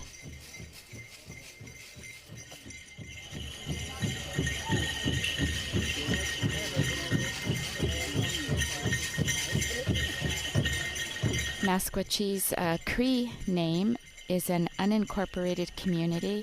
We're in central Alberta in Canada, just about 70 miles south of Edmonton.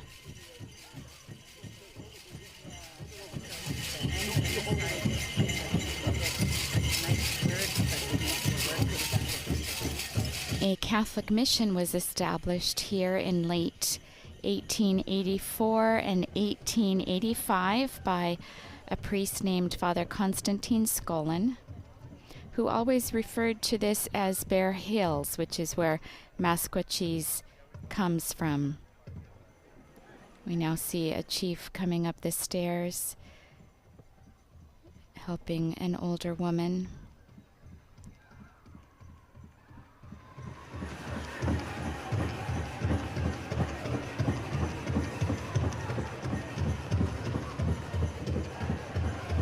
The city was later named Hobbema, which we heard before, after the Dutch painter.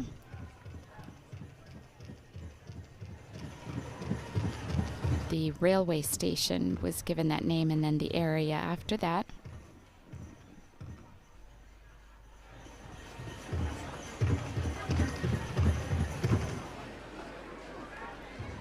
Our Holy Father now greeting the woman who was helped up the stairs to visit him.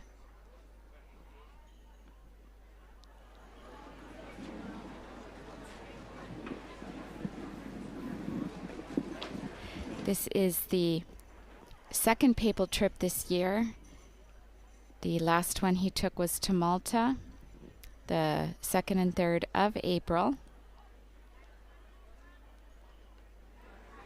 And as we've been hearing, the Holy Father himself received a visit from representatives of the Indigenous peoples of Canada. This came about specifically after what was presumed to be a grave site was seen via satellite last summer, and news spread that another grave site from a residential school had been found, at which point the Indigenous peoples once again requested a meeting with the Pope.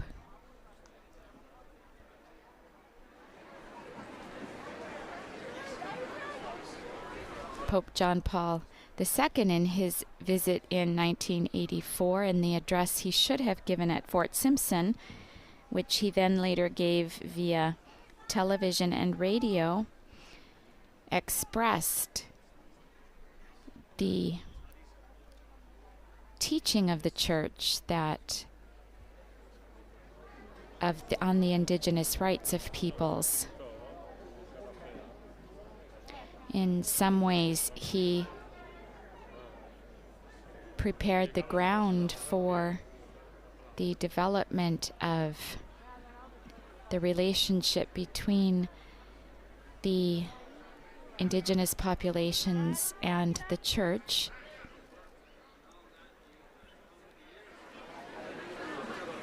Greeting the Pope right now, I believe, is Gerald Antoine. He's a regional chief and represents the Assembly of First Nations.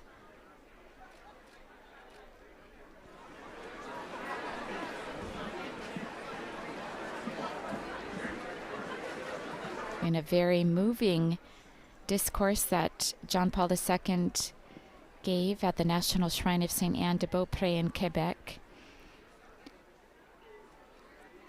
the Pope spoke about the importance of reconciliation between peoples. If we truly believe that God created us in His image, he said, we shall be able to accept one another with our differences. And he himself added that only Jesus can break the chains of any form of selfishness. Then he declared that the Church of Jesus Christ is your church, he said.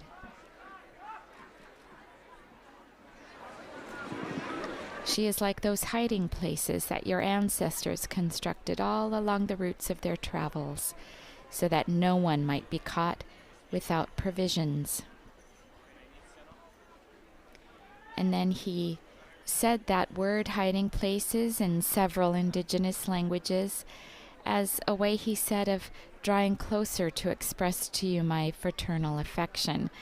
He repeated the word in Algonquin, in Montagnais, in Cree, Atikamekw, Mohawk, and in Mi'kmaq.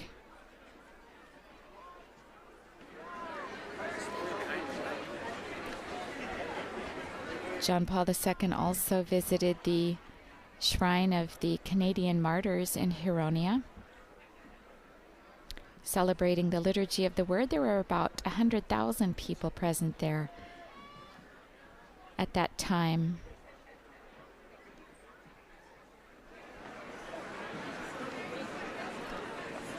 He recalled that it was one of his predecessors, it was Urban VIII in 1644, that designated that shrine as a place of pilgrimage, the first of its kind in all of North America.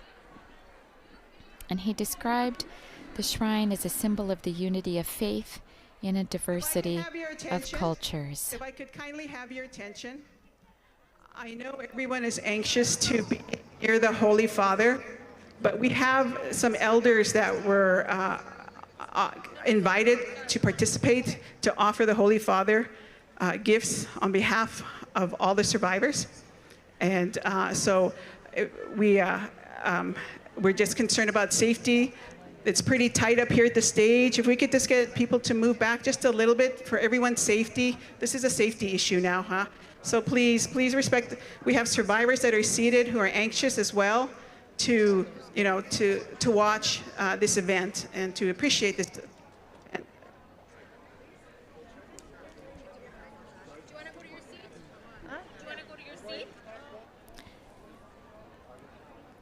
Our Holy Father now being vested in a stole.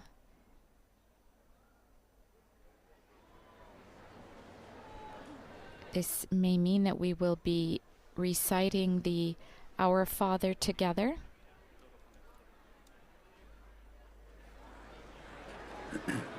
We partner our prayer on the prayer of Christ, our Lord, and say, Our Father, who art in heaven, hallowed be thy name.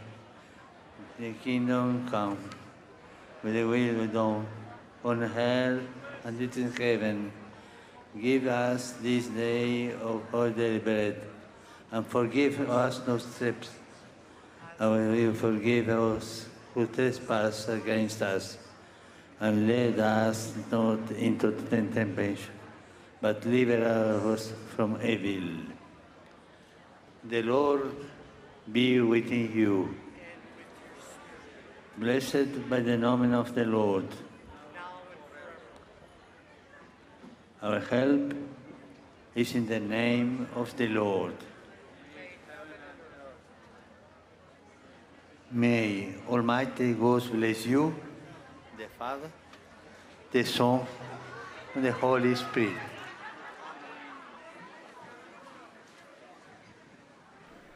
Our Holy Father, having imparted his apostolic blessing here on the people gathered,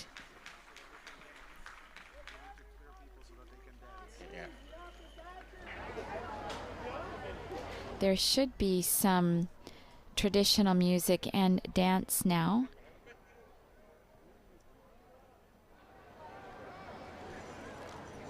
As a program will also continue after the Holy Father leaves.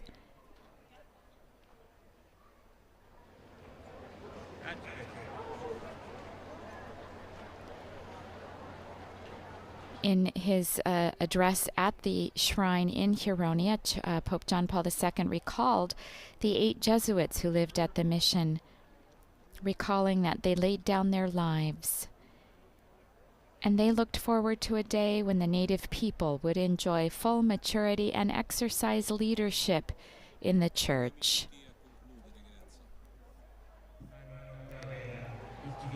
And with these images, we now end this live broadcast from the Masquatchee Bear Park near Edmonton, Alberta in Canada, where Pope Francis has met with members of the Indigenous populations living in Canada on this his second day of his 37th apostolic journey to Canada.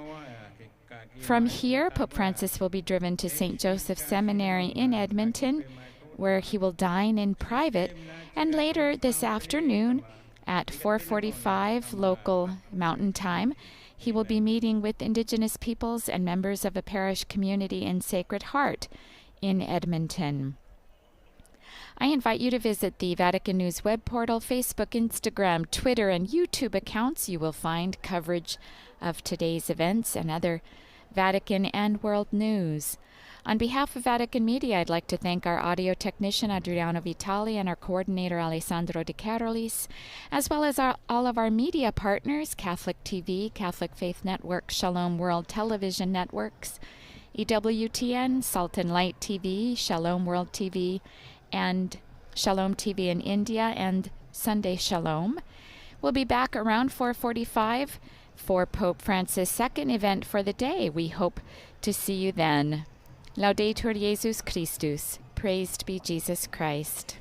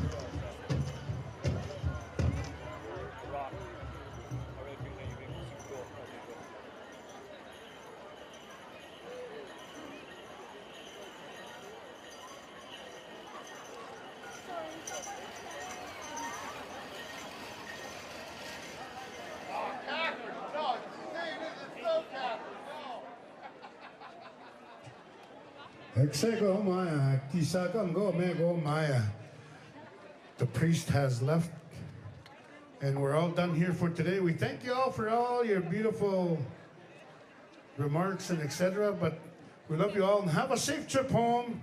And thank you for coming to Musquachis. Hi, hi.